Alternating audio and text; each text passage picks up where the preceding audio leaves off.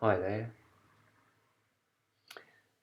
I promised a video talking about contra mundum, which is Latin for against the world, which is a pretty key doctrine in Gnosticism and in Gnostic belief generally. Um, contra mundum. It is a doctrine which could lead to absolutely horrible consequences. I was thinking this just before I started the video. Against the world, it could lead to personal suicide. It could lead to you forming a cult, like the Heaven's Gate cult, and all committing mass suicide. It could lead you throwing bombs at the UN building in New York. It could lead to all manner of atrocities and horrible things. You know, you could, I don't want to go into it really because it's negative, but and this actually sort of bears a point really. Contra mundum, humus mundum, this world, including the doctrine of contra mundum, because it's part of this world, and therefore, as in everything in this world, is corrupted, perhaps unconsciously corrupted or unknowingly corrupted, corruptible, and corrupting. So corruptible means it's open to corruption. It's open to distortion and revisionism and extremism and zealotism and every other ism, schism, and it's corrupting in the sense that you start off with good intentions and you prove the corruption of other people through it. And so we have this world, and this world of distractions, such as the dog barking, away in the other room. That's part of this world as well. And the thing that's distracting him or upsetting him is part of this world. And the noise of the barking, and he always does it when I'm composing music, which makes me jump and become angry. And that, again, is part of this world. So we have this, and the road to perdition is paved with good intentions, and we have social justice warriors becoming corrupt. We have people stealing money from charities. We have people doing all sorts of good things out of ego or malice or psychological compensation of some kind. Truly, this world is a dark place. And although there are specks of light from Keter, light from the crown, and although the Holy Spirit and the angels are present in this world, even now, even today, as Jesus walked among us as well in Galilee, that that doesn't compensate. Well, it does compensate, of course. It doesn't alter the fact, let us say, that this world is this world. It is as it is and what it is. And so, uh, contra mundum.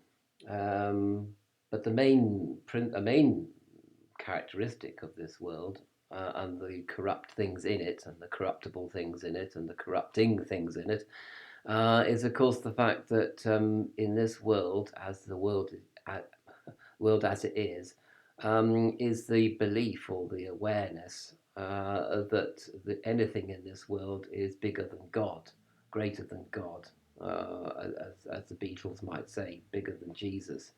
And I'm writing a poem at the moment, which I say that do you believe in God, or do you believe that the Kumbh Mela, for example, is the higher power?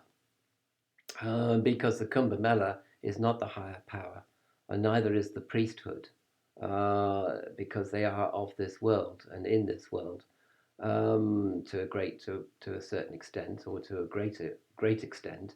and therefore are open to corruption. So they are not the same as God. God may be in the Kumbh Mela, but the Kumbh Mela is not in God.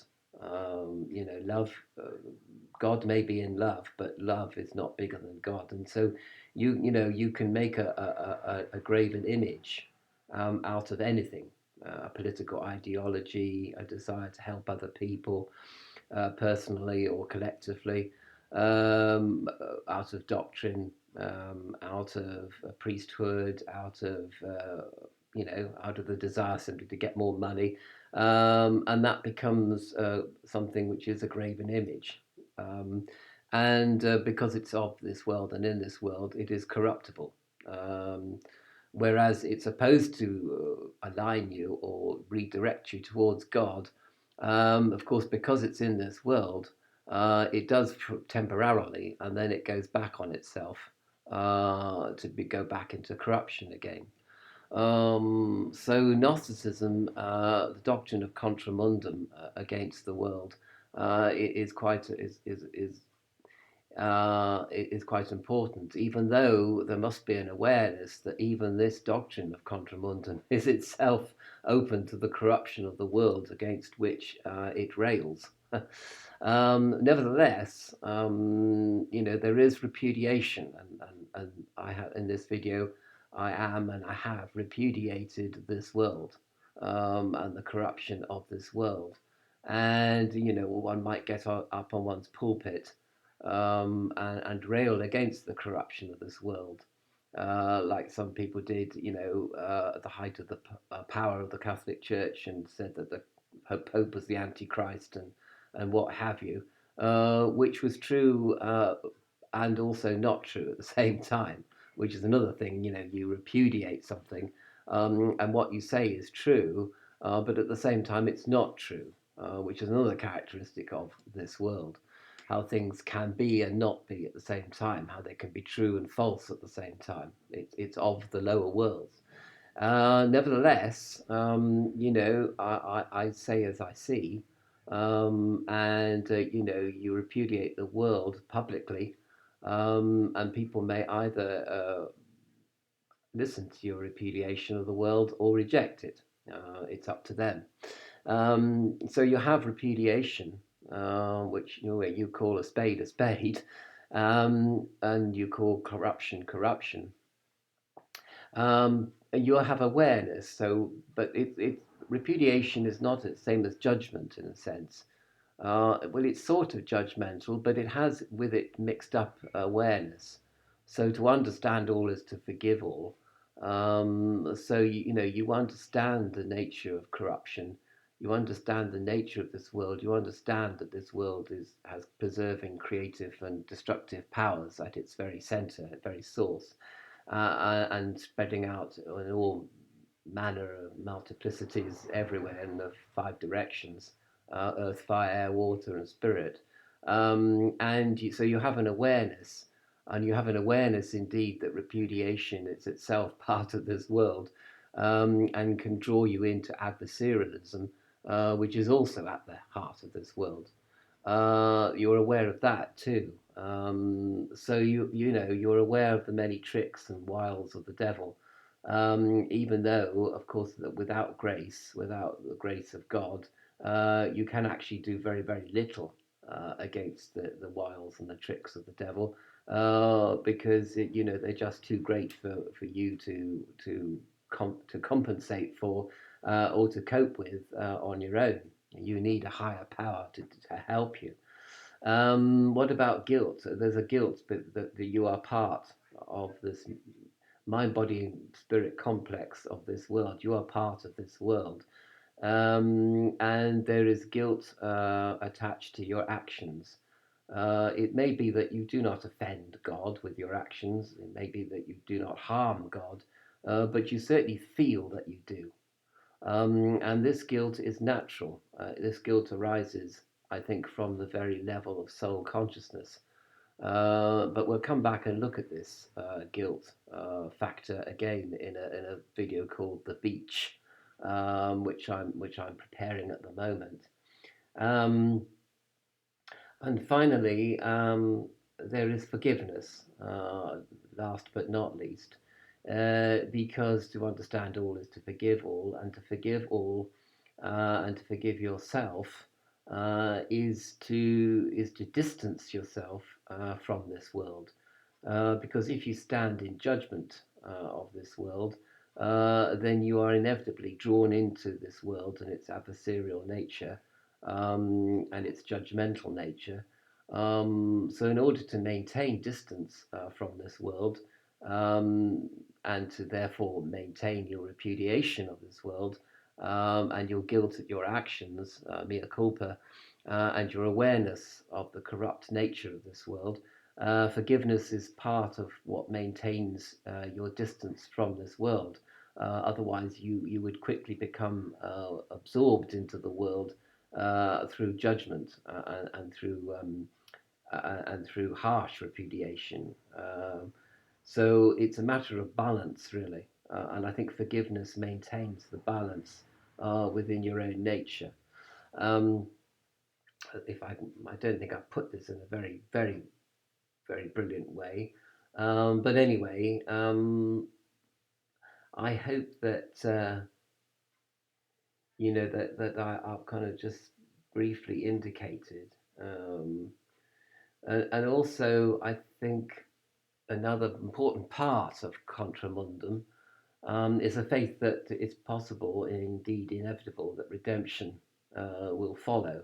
And redemption is indeed part in the here and now, but also part of the future, as indeed redemption is part of our past through the sacrifice of Jesus upon the cross. So there's repudiation that was started in the past. There's repudiation. There's redemption in the past. There's redemption in the here and now, and there's redemption in the future, when soul returns to its rightful heavenly home. And this feeling of guilt that you have is finally washed away, because the guilt is very real, even if what it's based upon is not real. It's like you have emotions, and the emotions may not be based on anything real, and yet the emotions themselves are real enough, and you have to acknowledge these emotions. You have to say mea culpa, even if mea culpa is a statement which is logically false, or has no meaning really, but to you it does, and it has a power over you, which only redemption can release you from. So Contra Mundum, I mean, it is a complex subject, this, and I don't think even it opens itself very well to intellectual analysis, really. It's a feeling that sometimes that something is wrong in this world, that something is, that something amiss, that the world is flawed. Well, of course, with a diamond, it's the flaws in the diamond which make the diamond beautiful.